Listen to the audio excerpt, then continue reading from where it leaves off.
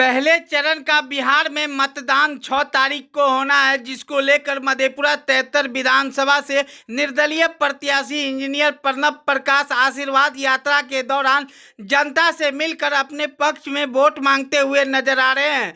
आगे देखिए क्या कुछ जानकारी दे रहे हैं इंजीनियर प्रणव प्रकाश इस पूरी वीडियो में।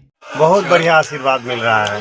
हमारे बड़े बुजुर्ग अभिभावक बाबा का आशीर्वाद है। रामकृष्ण बाबू सरपंच साहब जो लंबे समय तक सामाजिक सेवा में लोगों की सेवा में रहे हैं और इनका मार्गदर्शन है मुझे, और ये जो तमाम युवा वर्ग है इनका जो अपेक्षा है एक जनप्रतिनिधि से, उसके लिए लगातार हम लोग गांव में जा रहे हैं, उनकी बात सुन रहे हैं, उनकी समस्याओं को सुन रहे हैं। अभी जस्ट बगल में एक महिलाओं का एक समूह था, उन्होंने बोला कि पहले एक सड़क को बनाना है, तुम्हें पहले आपको इस सड़क को बनाना है।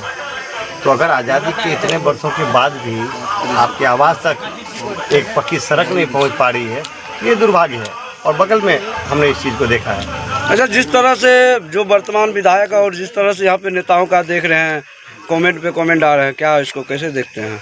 देखिए, मेरा ये मानना है कि जो जनप्रतिनिधि हैं उनको जो सुख सुविधाएं मिलती है, जो वेतन भत्ता मिलता है, वो आम आदमी के टैक्स के पैसे से मिलता है। तो उनकी ये जिम्मेदारी बनती है कि आम आदमी के प्रति उत्तरदायी हो और आम आदमी के दर्द के प्रति संवेदनशील भी हो।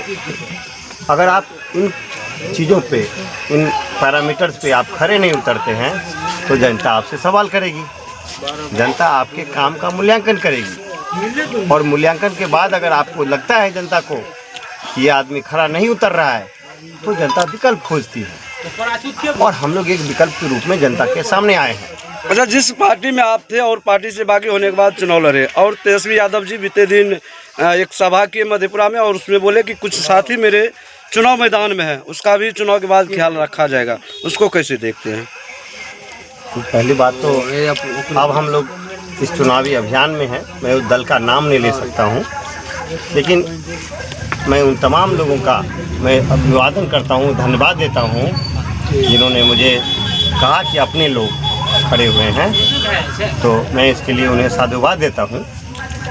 लेकिन ये जो मैं चुनाव में आया हूं समर में, ये सिर्फ प्रणव प्रकाश की इच्छा से नहीं है, ये उन तमाम हजारों कार्यकर्ता की इच्छा से हुआ है जो मधेपुरा में परिवर्तन चाहते थे। तो क्या लगता है प्रणव प्रकाश मधेपुरा में इतिहास रचेंगे? प्रणव प्रकाश मधेपुरा में इतिहास नहीं रचेगा। ये जो महान जनता मालिक है समाजवादी धारा की मधेपुरा में, वो इस बार इतिहास रचेंगे।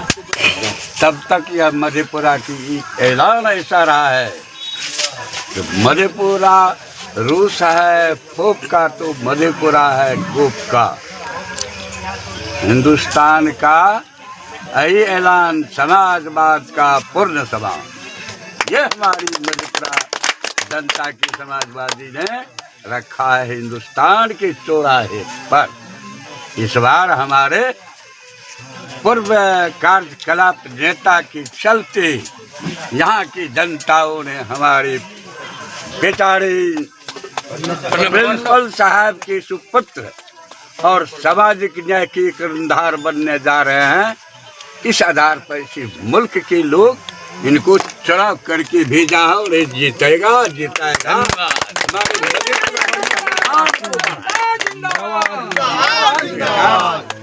ये बेचारे खड़ा हुआ, पार्टी ने इन्हें अपेक्षित किया, मधेपुरा को अपेक्षित किया, इसलिए ये बेचारे खड़ा हुआ है। बहुतों को उन्होंने ठुकराया। ये हमारे सामाजिक न्यायकर्ता धार जो बने हैं आज मधेपुरा के, उन्होंने जैसे शरद से नेशनल नेता के सुपुत्र और हमारे सम्मानित मंडल मसीहा के सुपुत्र को मंडल के नाम पर जिन्होंने देश विदेश से आकर के यहाँ की धरती को सम्मानित करते हैं, मिट्टी लेते हैं, ऐसे सपुत्रों का अपेक्षा करने वाले मधेपुरा नहीं बचेगा, नहीं बचेगा, नहीं। ताली बजाइए। इन्हीं शब्दों के साथ मैं क्या कहूँगा, सब बाल बच्चों से कहते हैं एकजुट होकर के इस मधेपुरा के सम्मानित लड़का को हमारे जाने पहचाने साथियों के सुपुत्र पूर्व सरपंच रामकृष्ण सरपंच साहब जिंदाबाद जिंदाबाद जिता करके भेजे और ये मधेपुरा के सामाजिक न्याय को आदर्श पूर्ण रखेंगे यहाँ से लेकर के वहाँ पार्लियामेंट तक। यही हमारी ऐलान है और जनता का सम्मान।